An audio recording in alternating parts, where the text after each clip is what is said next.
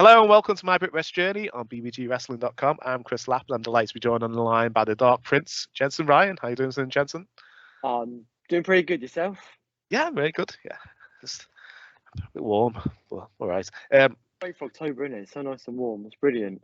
It's been nice today. Yeah, Keep it that way.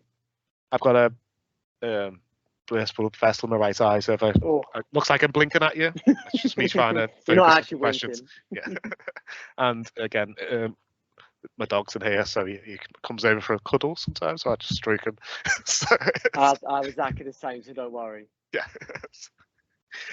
He's getting older. If I leave him in the other room, he starts barking. So by himself. So. But how's your 2022 been so far in ring?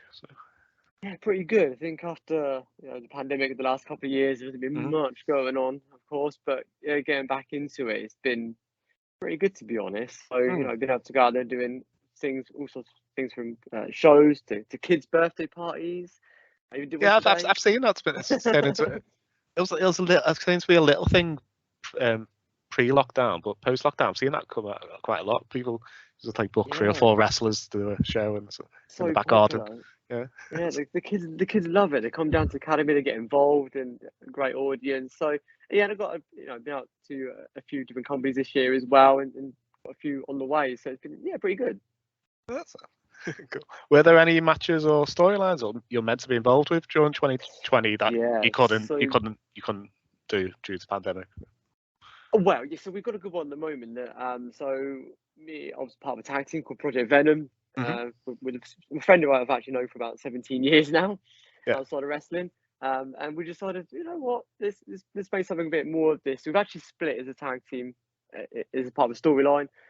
So I've come out as the heel, he's come out as the face, and we've got a match in a couple of weeks' time, which is going to be like the build up to that. And that's been good because we've been able to go and do like videos online and kind of get people behind the story, which really is what we wanted. People to kind of buy into it. It's funny, I've spoken to a couple of companies recently. They're like, yeah, so we like the fact you turned on your partner and stuff. I'm like, oh, I'm glad that you saw it. That's good. So that's been quite a big storyline. I think we wanted to do for a while, but pandemic, it kind of made sense to stay as we were until the bigger shows came back out again, and not just the virtual ones. Cool. So do you use the sword as part of your singles gimmick as well? Is that just the tag team thing? Yeah. So you know what? It's great because I get to nick that part of it. Yeah. So, on the first show, we had a couple of monks, faceless monks, and they were actually from our ghost stores. We do a lot of those. Yeah. And people are terrified of them. It was a Halloween event. I thought, let's just have them on the show. To the point where the commentator didn't even notice they were stood there the whole time. Oh, wow. Yeah. Well, what monks are you talking about? I went to show them the video to prove it. And we did the whole Game of Thrones thing, the swords and that kind of stuff. And we kept that. But moving forward through the split, that's something that's kind of stayed with my character, really. So I've been able to profit that, which I know that James is a little bit jealous about, but it doesn't quite work for the character he's doing now. So that's why I've kind of profited it. Oh, amazing. Yeah, so I'm a lucky one. Yeah, so I'm guessing the pandemic gave you a chance to like rest your body and evaluate kind of what's worked well, what hasn't worked over the last couple of years. So did you make any tweaks to your character or your moveset? Now you returned. Yeah, loads to be honest. I think we were doing training academy I go to did a lot of online stuff, which is all around match structure and characters and stuff like that. And you kind of think to yourself, actually, where do you go with it? I think before the pandemic, although I was doing it, you kind of to the point where you're like, oh, what do I do? Is this character going to work? Is that character going to work? And you kind of have a bit of time to reflect on that. And then when we were allowed to go back to do training again, we were obviously doing it in little bubbles that we're allowed to do it in. I think then you kind of think, okay, you've been away for 2 years. What would you, or whatever it's been a year, what would you do differently to what you did before? And to the degree, because you had a bit of time off, you got a bit of time to look back at your videos as well. And I'll be honest, I said to my trainer the other day, I watched the original videos I did my first time. I think, oh gosh, what was that about? You kind of do, don't you? You look at it, you kind of cringe a little bit. So yeah, I think I kind of came back into it thinking, let's just go for it. Really, let's go for it. Let's enjoy it. Let's do things that would push myself a little bit as well in terms of ability. And yeah, so I think everybody's had a bit of a chance to have a think, haven't they? Yeah, definitely. Yeah, it's people who've come back with they've come back in these brilliant physiques So like those like quite skinny pre-lockdown have come back as Adonis's. You're like, oh, yeah, that that noosh thing was it? Was it yeah, training noosh? As everyone seemed to do. Was it? yeah. or they came back with this fantastic new character, and and just like I'm glad that everyone used it to like positively to say. So. You have to, don't you? I mean, it's a horrible time that everybody experienced, but I think that it's easy to sit there and go, actually, you know what, we can't go out, we can't do this, we can't do that, which is horrible in its own sense. But it's also a great time to have that bit of reflection and think, actually, when I go back to doing it, what do I want to do different than before, or where do I want to go with this? You know, what's the ultimate aim? And for me, I like performing in front of people. You know, whether it's wrestling, ghost or whatever else I do, I just enjoy that part of it. And I think when you get the reaction back from people. And I must say, because I've been the hill, I've been booed, obviously, which I quite like. I'm not going to lie. It's attracting to that they're enjoying it. And for me, that's the biggest part of doing it, is that it's got to be enjoyable for people, you know, watching. Yeah, definitely. I keep saying, well, I want to be in heel when I eventually make my way into the ring. Because I work at the public all week, so being able to shout at the public, so tell them what you actually think of them. yeah. I mean, I don't mind either, to be honest, but I do prefer heel, if I'm honest. And you know, when I was doing Project Venom, it was very much a face tag team, and I was fine with that. But I was like, I'm not really a smiley kind of wrestling gimmick, and it was fine because you know the tag team partner was the opposite. He doesn't like doing heel. He can't do that kind of character. So. When the split happened, it was natural for me to take that kind of role, and you know, I did the first show as a heel, and the trainers were like, "Oh, gosh, yeah, actually, that really is your kind of thing." So being able to adopt that and keep it, and grow that to hopefully what it will be in a few weeks' time when the next match happens. Yeah, really exciting. So this usually gives your age away. So who was your favorite wrestler growing up? So I'm always going to say it. I know I always think gimmick and I always think wrestler, you know, two different things. I have to choose Undertaker because you know, the gimmick is just, I don't think anybody's ever going to beat that gimmick, are they? Definitely. They can't, you know, it just can't be done. Kane was close, but you know, it didn't. It's just the way, it's the reinventions of himself every couple of years. And it's just like, he's the kind of guy who knew that he had to change, didn't he? Because the audience was changing. Attitude Era, would the Dead Man really work? No, probably not. You know, so he did the whole American Badass thing, which wasn't my favourite part of him, to be honest. But I did like it. It was all right. I mean, it gave him a chance to be him, I think, rather than a guy who never spoken. You know, Paul Bearer would come out and squeal and whatever. You know, it's a great character. I said wrestling wise though, I'm still going to stick with him actually because he did do a lot of high risk stuff over the ropes and things. So for a tall guy, you know, and you know now he's had quite a few injuries over the years at the back and doing it. I think definitely, the Undertaker's got to be the guy to go with. Definitely, I loved it. I loved him when he was even having them awful. They just seemed to bring in Monster of the Week for him to face for years, but and he still was over having these awful matches. But when he had that feud with Mankind in '96, kind of made him, just woke something up in him, and he's like, "Oh, somebody I can work with who can actually wrestle," and he isn't just a big cumbersome oaf. So it's like, I always remember like the Giant Gonzalez of like WrestleMania 9, thinking, "What is this match?" Because you know they're a great two guys, but it really wasn't a great match. It just didn't suit his character to just get beaten down. You're like, you're the Undertaker. You're meant to be powering everyone else. Forget the old chlorophyll, whatever it was, out to try and take him out and all that kind of stuff. It was. I get it. He was a daunting guy, and I wanted someone big and tall to kind of take that position. Hence why he went against like. I mean, at one point it was Kamala, wasn't it, back in the day as well? Kamala, King Kong Bundy, the other, Karma. What's his name? Who's the fighting machine? Who before he was Godfather? Karma Mustafa. I used to have the feeling I always think of Papa Shango, which is quite a long time ago. That was a long time ago. But I think to innovate himself as time's gone on, I think that's like you said, you could do anything really, and people will cheer, won't they? Even if he's going to be bad, they'll still cheer.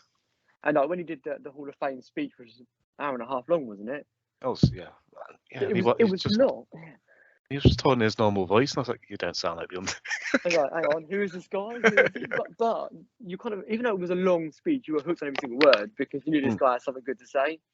And I think, you know, a lot of the Hall of Fame stuff, you kind of go, yeah, okay, it's great. They've done this brilliant stuff, and you listen to it. But I think some of the words he was saying was quite really good for youngsters as well to kind of take on board. Yeah, there was a lot of valuable stuff that he said. Yeah, cool. So what prompted you to do Undertaker to kind of ring yourself? So. I do it myself. I just always was a fan, and I remember years ago. I probably shouldn't admit this, but years ago, I went to a wrestling show as a kid. I always used to go to local shows. You got to meet, you know, I met the Bushwhackers. One of them licked my head. Very nice. Yokozuna, I remember meeting back in the day, and Jake the Snake and people like that. It was really good.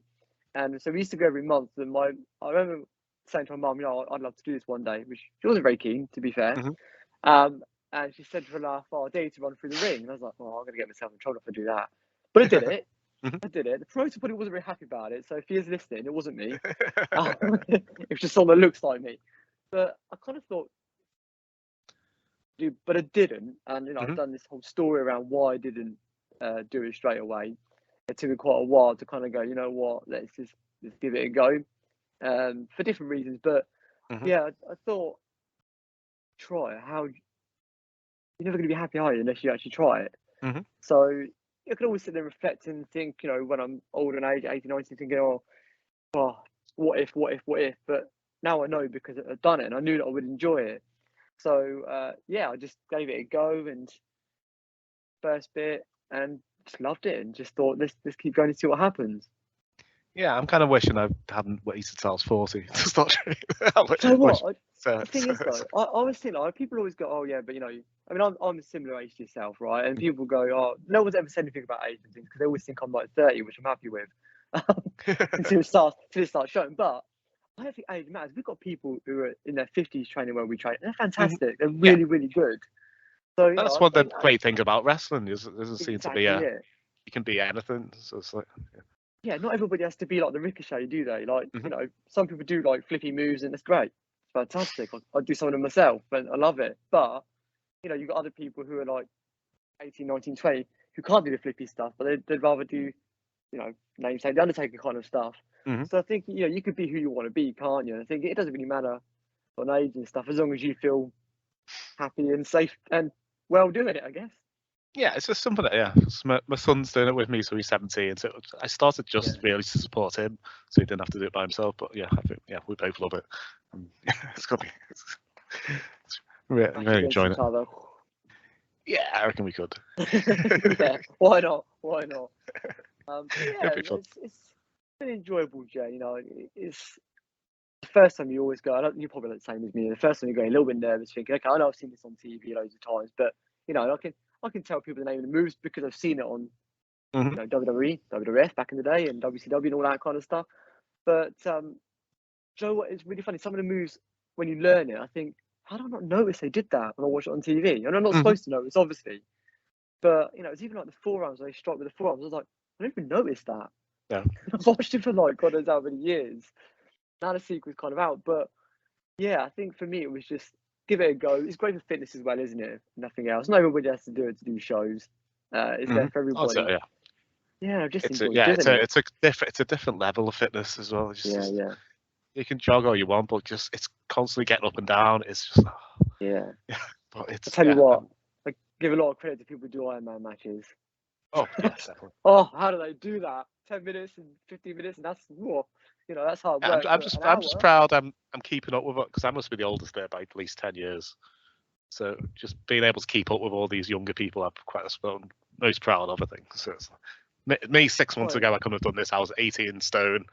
I got tired going up the stairs. So, but no.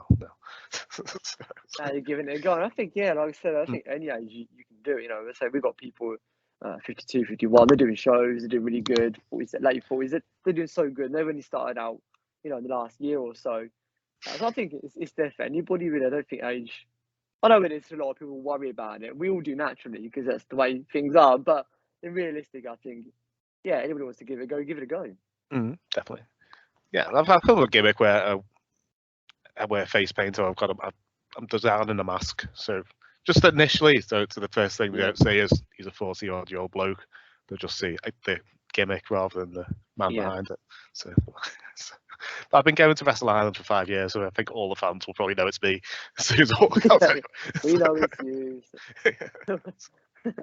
But yeah, no, it's good to do. I said I think the good thing about wrestling is, and I think when you talk about like age and stuff, naturally you think of someone like football where they tend to retire with like 32 or something, don't they? They make millions of pounds, they can walk away, but in sports like wrestling, it just doesn't. I just don't think it really matters. So I keep thinking back to like the 90s where you say, 33, 34-year-old player. They looked old and haggard by the time they're that old, but they look amazing. They're in such amazing shape these days. They could go on for until like they're in their 40s, probably most of them, but they just don't have to because they're that rich. So it's like... Well, that's it. They can afford lots of things that we can't afford to make ourselves look younger. We'll try. So was the Undertaker who you wanted to mold your style around when you started training with the old Dark Prince gimmick? Kind of, a little bit, I suppose. When I came to thinking about the whole gimmick thing, part of me was that, I spent a lot of time doing these ghost tours, which, are theatrical, we do a lot of scary stuff on it, and we dressed up for that, and we've done that in quite a few cities in this area, and it's done really well, and I thought, maybe there's something we can kind of grab from that and take into this as well. So it was kind of a little bit of that, and maybe a little bit of like the whole Finn Balor gimmick back in the day, and a few things really I think contributed to it. And I just thought, it was kind of a natural thing to do because it kind of affected a little bit of who I am in real life. But in wrestling, you are always something that you probably wouldn't be a little bit in real life as well. Yeah, definitely. It's definitely true in it. So, but yes, I kind of took both really, I think. But I when you talk about the monks, and I was talking about earlier as well, and that's very much an Undertaker thing, isn't it? Well, they called it back in the day. The Creature of the Night, wasn't it? The Creature, I never thought of that. Yeah, I had to bring that in. So yeah, it was him to a degree, but I wouldn't say that move-wise, I don't think I do a lot of moves he would do. No, probably because I'm certainly nowhere near as tall as he is, by any stretch of imagination. So for me doing a choke slam, it would look silly. So this would look right. So I've got to change the moves a little bit. Yeah, I've been watching a lot of because I'm 5'7" and I'm a bit stocky, so I've been watching lots of early Taz and like early Rhino. Yeah. Maybe a bit. I really like. There's a guy up north. I don't know if you've seen the 2-bit. He's like 5'5", but he's amazing. So I've been watching him. It's just it's trying to get inspiration of how to get across that I'm hard. Yeah. I mean, they're amazing for again. Yeah, you can be sure, but you can still, do some amazing. I mean, Taz, the suplexes and stuff he did back in the ECW days and early WWE days, fantastic. Yeah, I know on the British scene there's not an array of massive people but. Well, we're always thinking giant haystacks, back in the day. Back in the day, he was a big guy. We always think about that. I mean, he didn't necessarily do loads of moves, did he? But he did. He had the character that people loved, and we still talk about him today. So it's but I think again, like we said, wrestling's for anybody. I think as long as, like I said, there's a lot of smaller guys now. I'm probably not that much taller than you, to be fair, and I still quite happy to just jump around, do hurricane runners on people that are 6 foot, whatever, like you do. I can get up there just about, jump up high enough. Yeah. It's what you do, isn't it? I think you find your own style as well. That's right. Yeah, I'm hoping to develop something. Yes. Okay. Yeah. And back bumps on is taking a back bump isn't as scary as I thought. If somebody just says do a back bump and my brain goes no, but I got super kicked at the weekend and everyone was saying how great I took it.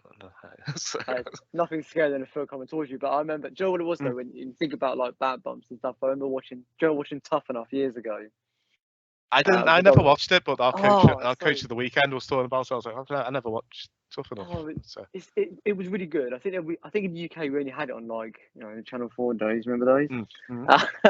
And I think it was MTV or something. But anyway, whenever it was on, it was a great reality show. But it basically took people that wanted to be wrestlers, and I suppose it's a bit like it was a reality show, really. I suppose.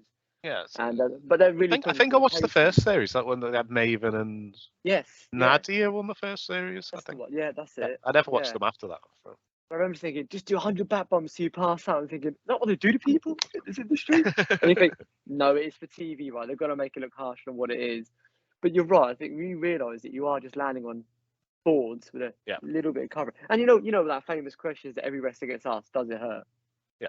Whenever I go to work, and I work as well, and it's always a talking point in wrestling. And they'll go, does it hurt though? I'm like, tell you what, if you come in the ring and you jump on the floor and land on your back, tell me if it hurts. It really does. Come over with enough bruises and things. So it's you realise that actually those rings are pretty hard to land on. But you acclimatise, don't you, a little bit? That's it. It never doesn't suck, but you just get used to it. I think, I reckon though, in a match though, it's funny because when I do it and you're practicing it and you think, you know what, no one's watching, it's a practice, I can afford to like go down a bit differently or whatever. Then when you get the adrenaline going, like I was even doing a match this morning and I watched it back and thought, God, I went down quite hard there. But I think when the adrenaline is going, you think, you know, people watching, you just do it. Yeah, I'll say, you can't really think about it, can you? If I take it's like a step suplex or a body slam, I can do it. But when they just say, do back bumps, my body just goes, what? Yeah, and everyone's looking at you like, oh. And so when you ever do that, the high back bump, I think to myself, I don't know how high I'm jumping. I can't see. Is it high? I'm not sure. And they're like, yeah, you can go high. I'm like, okay, I'll take your word. I don't know. The other day I did a show in Essex, and we did the what they call it, the Doomsday. You know, where there's three of you in it. Yeah. And so I took the power bomb. The guy went to me, I'll do a suplex, but I don't mind doing that. And of course, one guy power bombed me, and at the same time I suplex someone. And someone asked me after the show, said, "How can you still walk after doing it?" I went, "Do you know what? I don't even remember feeling it. No. If I could be honest, I don't remember. I did it because I've seen it on the video, but I don't remember it. And sometimes I find myself after a match going, I actually don't remember if I did that bit or not. And yeah, you did. And did I? Because that. And I go, it's been a 12-minute match. I think, okay, I thought it was like more than 2 minutes. Because you enjoy it so much, and the adrenaline goes. You just do it. And you just get in the, I don't know, like in the mode, don't you? In the mood for it, and you just kind of do it. You don't realise how long it's been performing for. It just feels like it's gone like 2 minutes and it's over with. Yeah, definitely. Which is a good thing, right? It's a good thing. It's what you want it to feel like. Oh, sorry. Stupid laptop. Over there. I'll go down to my next question. There you go. Okay. So you also wrestle as Colton Winchester. How's he different to Jensen? Well, what it is, there's sometimes with different companies they like to differ a little bit. So I haven't experienced that yet, but I thought, you know what, just in case it does happen, we'll use that as well. And again, that kind of came from, again, a little bit of the same character. I used to be a big fan of a TV show called Supernatural, and so a lot of the names and things come from that as well. And I thought if it ever does happen, where they go, okay, you've got to change things, that would be the natural kind of transition, really.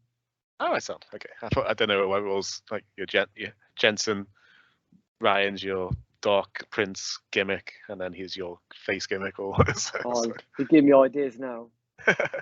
Your alter ego. Yeah, exactly that.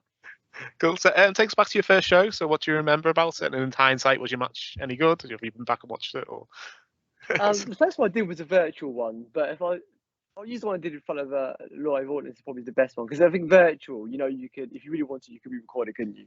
Yeah. And it was virtual, right? And it was great. It was fantastic. It was brilliant. Weird, there was no one to really interact with you. There's no audience, and you're kind of like, okay, you can't really develop your character while doing the match, so you tend to focus more on the moves, which is fine. Excuse me. First show. The first show I did was a rumble. I think that tends to be a thing with a lot of people, doesn't it? Yeah. And I obviously I've got quite a few people that I've never met before, quite a lot of experience, and you kind of do. Even now, I think you always get nervous, don't you? It's natural, isn't it, to do that? And I'm thinking, what if this goes wrong? What if I forget what we've talked about? These people they've been doing it for years. It could go horrifically wrong. Are people going to go, who's this guy? What's he think he's doing? You don't know how people are going to react. So I went out on my own because we did kind of do a spot with the tag team in there, with another tag team. And you kind of got, you're like, right, let's hope this goes well. This is going to be on video and people are going to see it on YouTube and everything else. And I just went out and thought, let's just do it. What's the worst that can happen?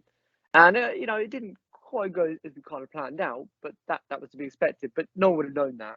No. No one would have known it to watch it, because you know, don't you? Because you watch it back and think, oh, that was supposed to happen at that point or whatever. And I think whenever you watch your own match, you're always really, really critical. Really, and people go, "Oh, it's really good." You're like, oh, "It's all right," you know. I wouldn't have done this, I wouldn't have done that. But to be honest, it was in a hall, and I think I was there for not particularly long time, maybe a few minutes, but it just felt like it was like a couple of seconds. Yeah. And I walked away thinking, do you know what? I actually loved that. But I don't remember it. Yeah, can we do it again? Can I go back as someone else? Or, you know, but yeah, and I think to get a feedback as well from people saying that they really enjoyed it, you were good, whatever. That's quite a nice thing, because people don't know how to do that. Of course, you know, they're probably there to see the bigger wrestlers than me, little old me coming out in the match. But a great experience, and that's what it was about getting that experience as well of doing this. And so yeah, naturally, very nervous, probably sweating more than what I normally do.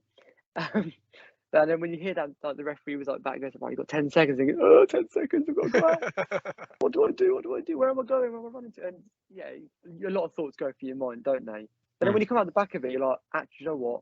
You can do this. It was really good. Let's do it again. Definitely. About not a singles match, but yeah, not first non-rumble type of match.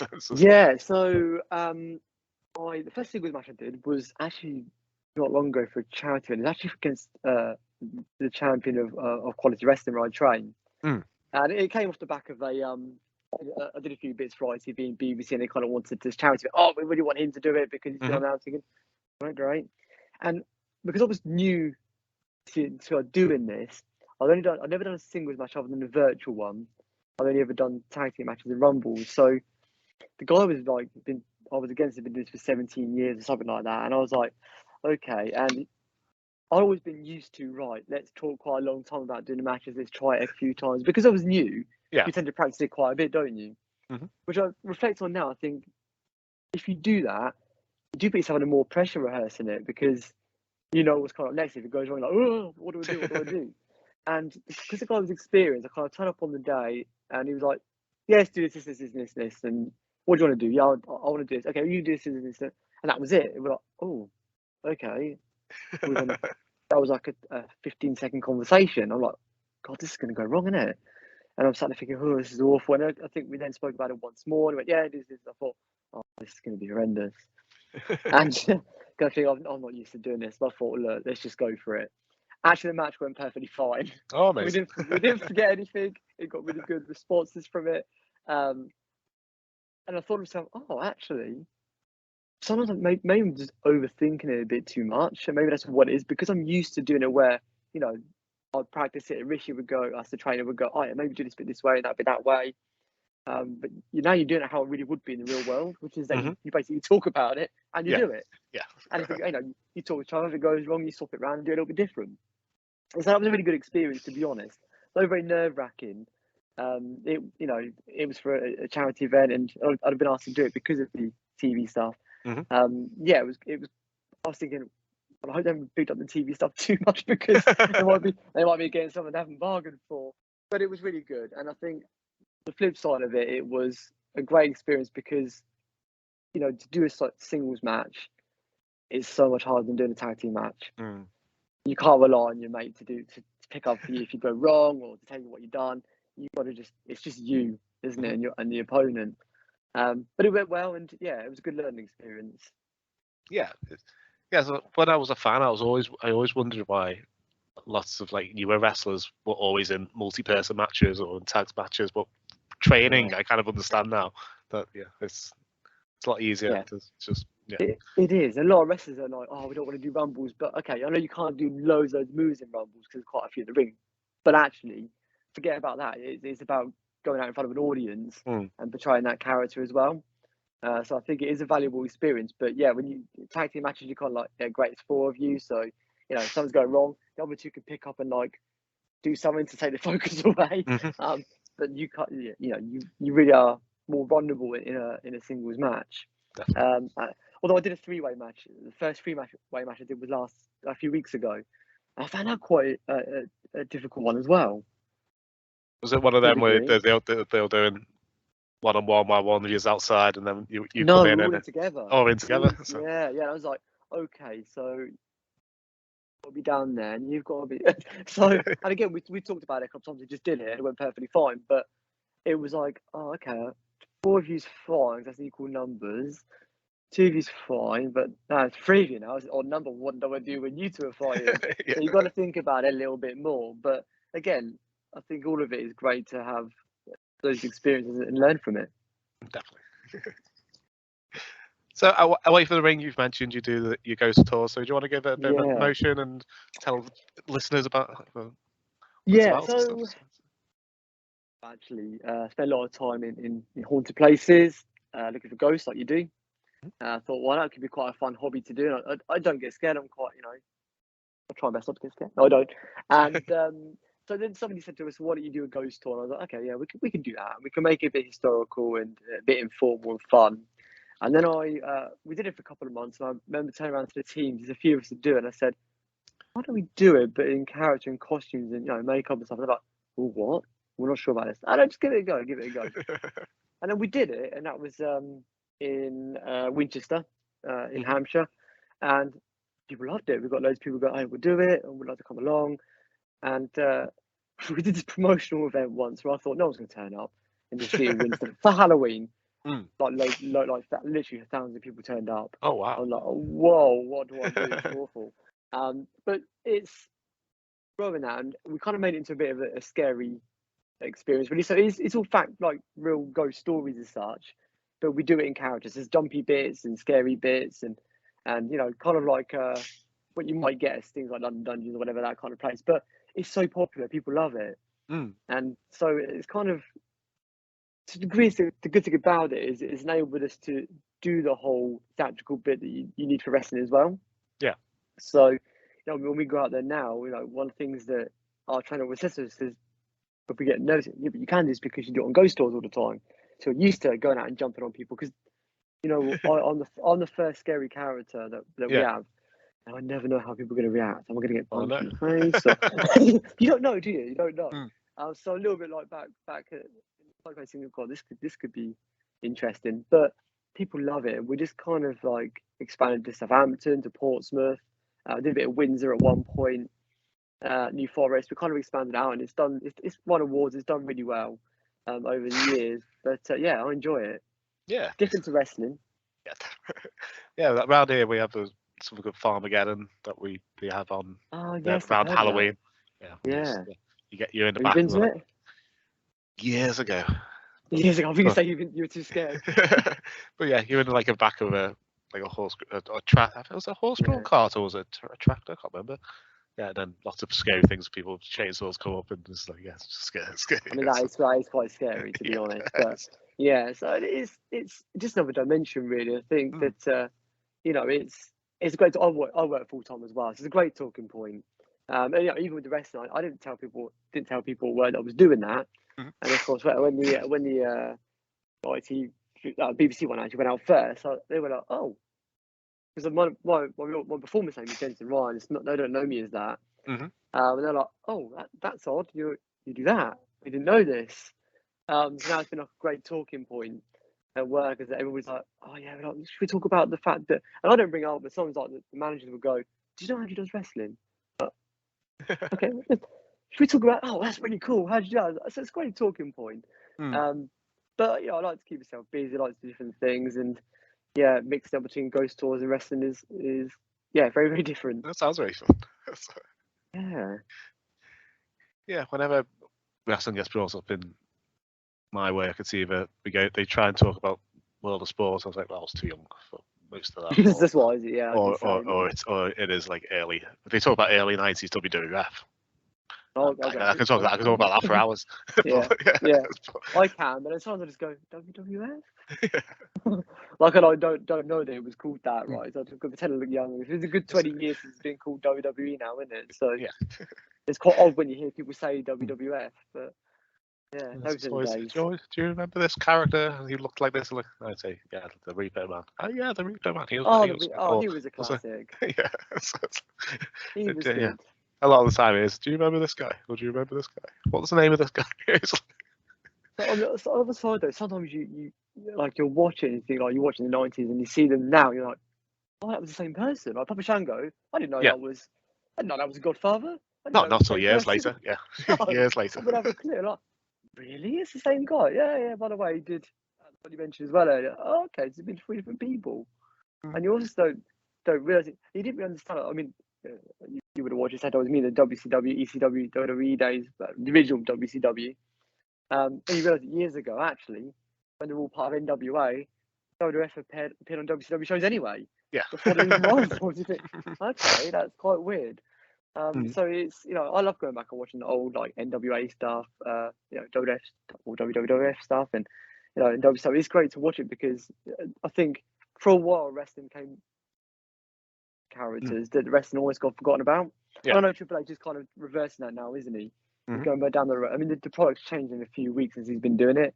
I actually look forward to Raw now. Yeah, it's unpredictable. It's brilliant. I know it's disrespect. Vince McMahon's done a great deal for the industry, but it was, I think, to the point where it was becoming like, well, we're going to call Austin Theory now, and like, no, it's Austin Theory. Riddle instead of Matt Riddle, bit strange. Everyone's still called him Matt Riddle and Austin Theory. Exactly it, because they were from Evolved Wrestling and whatever, so people knew that. They just thought it was a bit odd. So I think Triple H, he's a guy that you kind of, I know he's married to Stephanie, but he's worked his way up, and he was in WCW, he's been in WWF as mid card, lower card, so he knows what it's like for those trying to get out there. And I think he's got such a good understanding of the business, and he's pushing in the right direction now. Yeah. So we'll see what happens. Yeah, it's a Regis thing. Going back and watching it, I didn't know at the time because I was only 10, but they never bigged up Crush versus Repo Man at SummerSlam 92 as Demolition Implode. You're like, these days it'll be like, former tag team partners. I was like, but no, he's not Smash anymore. He's Repo Man. So it's like, it's like the Mountie wasn't. The Mountie was like the Rougeau brothers or something. You're like, what? Yeah. And now he's the Mountie. He's coming out singing this song with the Mountie uniform on. And a few weeks ago, it's a really strange world that we have to adapt. And that was in the same company as well. I mean, I know when you get like Stone Cold was probably one of the biggest transitions, wasn't it? Because I mean, Stunning Steve Austin was all right, but when he came with the $1 Million Man, he wasn't the ring best gimmick. Yeah. Oh, that was awful. And it kind of just this whole thing of breaking out. And I always say to people, I still stick by that. Wouldn't be around today if it wasn't for Stone Cold doing that. Because he did the things everybody wanted to do, right, at work, stunning the boss and all that kind of stuff. He kind of really, and he's swearing on TV and that kind of thing. That in the 90s, you're like, oh, you can't do things like that. You can't swear on TV. And, I'll do that anyway. So it's now, doesn't he? Yeah. And I actually I don't know if you've ever seen his Broken Skull sessions as well. They're really good. Really, really good. I've seen the odd one of them. They're pretty good. But yeah, I think the 90s are definitely like just a classic era, aren't they? Yeah, I love it. Yeah. During lockdown, we went back and started watching Raw from the beginning. It got hard around. Did you? Summer of '95. It was pretty like. 95, yeah. You weren't a fan of the Lex Express. Yeah, I loved that. Yeah, we loved that bit. '93. Yeah. It's good to watch the classics, and you just realise how much the industry has changed. Because like you were saying earlier, that if you watch like 90s, 80s, that kind of era, you probably wouldn't got many ricochets in the world. In the wrestling, it was more like, I was never a fan of Hulk Hogan or anybody like that, but which surprises people. Like, oh, but you like wrestling? You must have like Hulk Hogan. No, I didn't like Hulk Hogan. No, I was Macho Man fan. I like the smaller guys. I was like I like the Rockers and the Rock, the Rockers. Marty J. Shawn Michaels, and the stuff they were doing was like, okay, people can do more than just the odd. Vince McMahon, he liked the powerful guys, didn't he? So he liked big, musty guys. It just his reasoning was in a stadium. Yeah, you could see bigger guys doing slower moves better than big flippy dead quick stuff. So which works great in a smaller arena. But his thinking was in a big stadium, you need big guys. Yeah. It's here you get the likes of Giant Gonzalez again, and you think, okay, maybe we're a little bit limited here in what we can do. But on the sake of going in bed, he did these things for sake of entertainment. But yeah, going back and reflecting, I mean, there was a lot of striking center matches, and I remember watching SummerSlam '92, and we just celebrated 30 years, haven't we, recently? And the Macho Man and also Warrior match. It was a long match. It was a good match though. It was a good long match. Yeah, and people used to think, oh, also Warrior just comes in, shakes the ropes a couple of times, like the whole Triple H 2-minute bit at WrestleMania 12. He's one of them guys. If you put him in a ring with a good worker who could tell him what to do, all his matches against Macho Man were all really good. They were really good, because they work really well together, and that's what I liked. I like those longer matches that you got more Hulk out. Hogan versus Ultimate Warrior from WrestleMania 6. Isn't that bad a match? It is just them just bumping into each other for 5 minutes. It's been built up that much. I think that's what got it over though, wasn't it? Because it was built up so much, and everybody, you either also Warrior fan, you were a Hulk Hogan fan, whatever the case might be, and there were two guys that were really over at the time. And it's been built up that these guys can't be beat. So when you put them together, you're like, okay, what happens? Yeah, and I think it was good for that perspective. Yeah, there wasn't a lot of. I think there was a lot of leg drops and bumping into each other to try and tackle each other. It wasn't the world's most technical match in the world, I'm sure. And, you talk about the Andre Giant. Yeah, you talk about the Andre Giant Hulk Hogan match. I mean, it wasn't that amazing. He just sounded a big guy. Yokozuna and Lex Luger, similar thing on that naval ship or whatever it was back in the day. Another big moment, but because it was just different, I suppose. But nowadays, it's good that smaller people are like. Rey Mysterio's had a great career the last 20 years, isn't he? Even more than that. And he's a short guy, but he does such great moves. And I think we've kind of moved in a direction now where people are a lot more flexible towards, again, perhaps the smaller people and the moves they can do as well. I mean, what Ricochet does is, I mentioned a couple of times because I think what he does is phenomenal.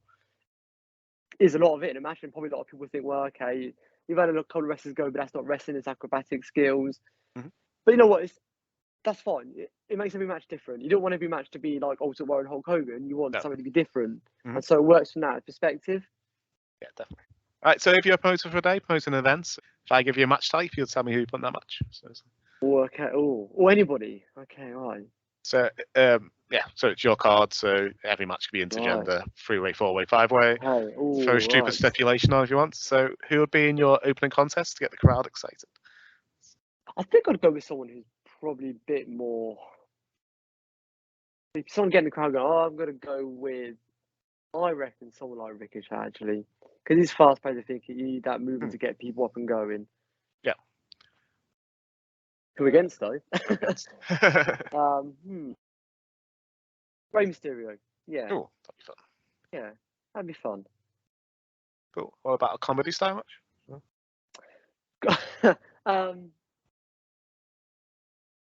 Doing the clowns of the day. You know what? It was funny, so I think we should see something again like Jerry Lawler and Doink the Clowns. I think we should go for that just for the comedy value back in the day. But I didn't like Face Doink. Looking back at it, I like heel Doink was better. Yeah, a lot better. Yeah. That was good. That was all three of them, whatever it was. But yeah, it was a lot better. Cool. Women's title match. I think we did a good women's title match. I think on this one. So I want to give it to someone who hasn't done much in the sort of not done much, but you know what I mean. It hasn't been pushed as such. Like I know people say Charlotte Flair, but I'm not going to go with Charlotte Flair. Yeah. That's too obvious. Everybody says that. I do think Liv Morgan's doing a pretty good job. I realize I need to choose people that aren't just WWE, but on the spot, that's what I can think of. So I like to see it. I'm gonna say Doudrop, but not as that name. I don't know what they call her now. Is it still called now? Is it still Doudrop? Or is it yes. Yeah, you're right. It's a back to Piper Niven. Oh. Yeah, because I think that she could be really good, but where that name came from, I don't know. But better left unsaid.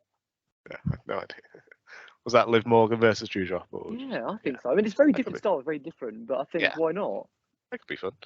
Cool. So your mid-card title, so like a workhorse title type match? I could give West title a bit more of a push. I think it's been forgotten about a little bit, isn't it?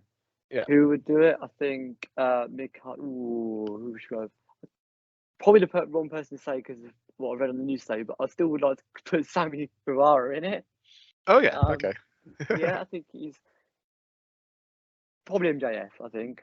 Yeah, I think those two. They're both quite cocky. See how it goes. I think they'll get people going. They'll rile people up, wind each other up. Could be good.